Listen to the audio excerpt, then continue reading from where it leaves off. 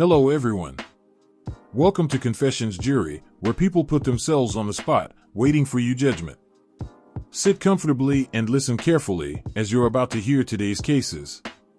You hold the hammer and you apply the law. Let us have your verdict down in the comments section. As always, don't forget to subscribe and like the video. Let's head on to our first case. Case 1. Am I the bad person for kicking out my girlfriend's pregnant sister who is in a bad situation? My GF, 33F, and I, 35M, have been dating for about 2 years. But we have been friends since college. For my 30th birthday, I had a rather large party. She brought her sister, now 27F. Also at the party was my little brother's best friend, now 29M, who I basically view as my little brother. They hit it off that night and started dating soon afterwards. They quarantined together during the COVID shutdowns. Fast forward almost 3 years and my GF and I start dating.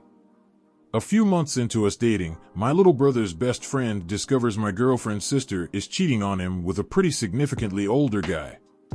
He breaks up with her, moves out, and moves in with me for a time. My GF sister ends up moving in with the older guy. He lives about 2 hours away. At that time, my GF and I talk. I tell her, I understand if she wants to maintain a line of communication with her sister, but that her sister is effectively dead to me. I don't want to interact with her, talk to her, or have any engagement with her.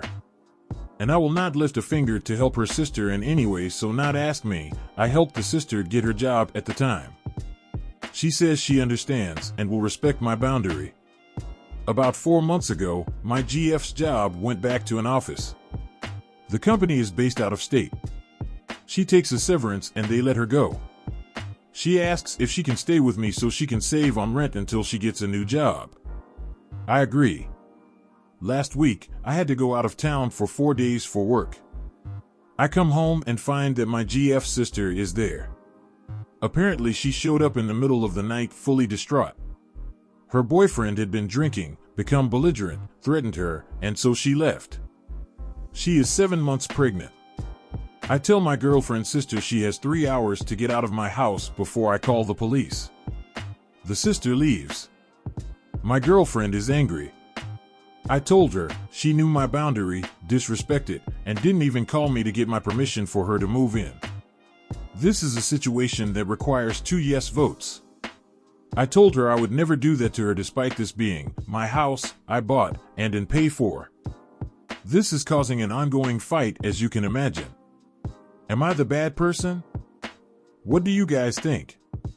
Lay down your ruling in the comments section and let's move on to our next story.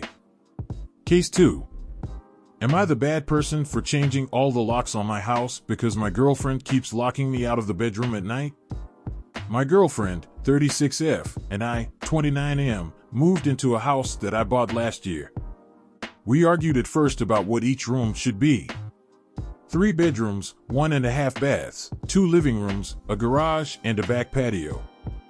I wanted an office and she wanted an office.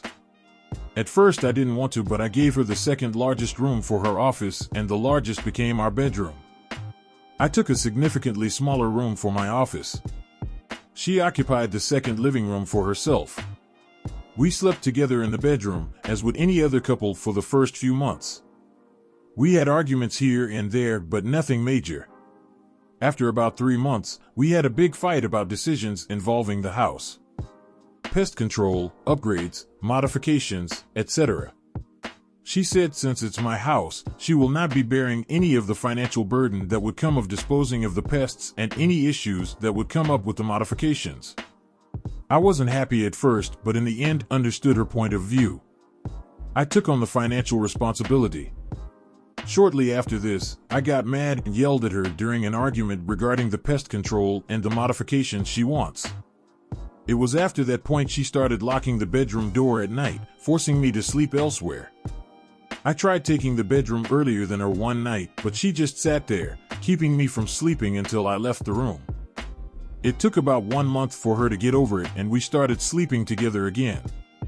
This was short-lived. We went on Christmas vacation together, all expenses paid for by me. first-class seats and fancy hotel. Vacation was great. Once we got back, we ran some errands together, and upon returning, she refused to help bring anything inside. She was distant and shut the door on me while I was bringing things inside. I confronted her about it, to which she said I needed to get into the closet. I didn't care about your needs, to which I yelled at her again.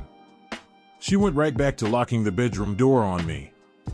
I went away for work for 2 weeks, and once I returned, she still locks the door.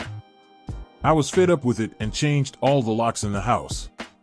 While I was changing the locks, she started videotaping me and asking what I was doing. I know my yelling is a direct result of the action she's taking, but am I the bad person for getting fed up with getting locked out of my own house? What do you guys think of this one? Let us know in the comments section, and let's move on to our next story. Case 3. Am I the bad person for skipping my brother's wedding because his fiancée excluded my wife from the guest list? My brother James is getting married next month, and what should have been a joyous family event has turned into a nightmare. The issue? His fiancée, Emily, didn't invite my wife, Lisa, to the wedding.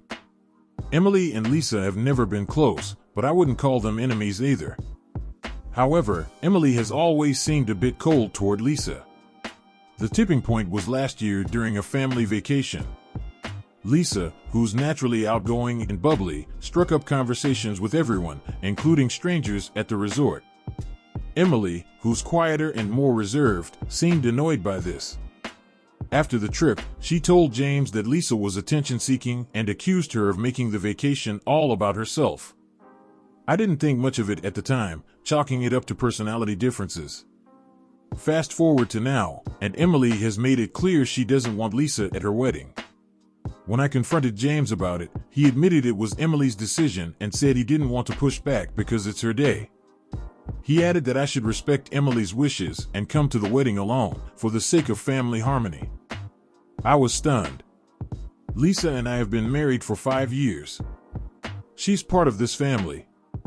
Excluding her feels like a slap in the face, not just to her, but to me as well.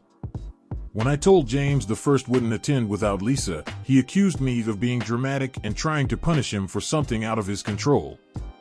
He said I was letting Lisa's hurt feelings ruin his wedding day. Our parents are divided. My dad says I'm right to stand by my wife and that James and Emily are being unreasonable. My mom, on the other hand, thinks I should just keep the peace and attend the wedding because it's not worth destroying your relationship with your brother over one day. Lisa has been deeply hurt by the whole ordeal. She feels disrespected and excluded and told me she would never have done something like this if the roles were reversed. She's trying to be supportive of whatever decision I make, but I can tell she'd be devastated if I went to the wedding without her. It's put a strain on our marriage because she feels like I'm not standing up for her enough. At the same time, James is my only sibling, and I've always thought we were close. I know skipping his wedding will hurt him, and it could permanently damage our relationship. Part of me wonders if I should just swallow my pride and go for his sake. But another part of me feels like this isn't just about one day, it's about standing up for what's right. I don't want to ruin my brother's wedding, but I also don't want to betray my wife or compromise my values. So, am I the bad person for refusing to go to my brother's wedding without Lisa? Can't wrap my head around that story. What do you think? Who is in the wrong there? Let us know down in the comments section, and let's move on to our last case. Case 4. Am I the bad person for wanting a divorce because my husband bought a Cybertruck as an investment? My 34F husband, 36M, just dropped $80,000 on a Cybertruck without discussing it with me first. We've been married for 8 years and have always discussed major purchases, but he went behind my back and put down a massive deposit using our joint savings account. Here's the kicker, we're $40,000 in debt from his failed crypto investments last year, and I'm still paying off my student loans. We can barely afford our mortgage as is.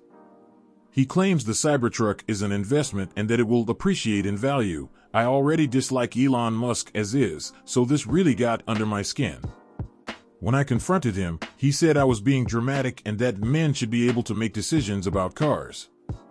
He took out a loan with a ridiculous 12% interest rate to cover the rest of the cost.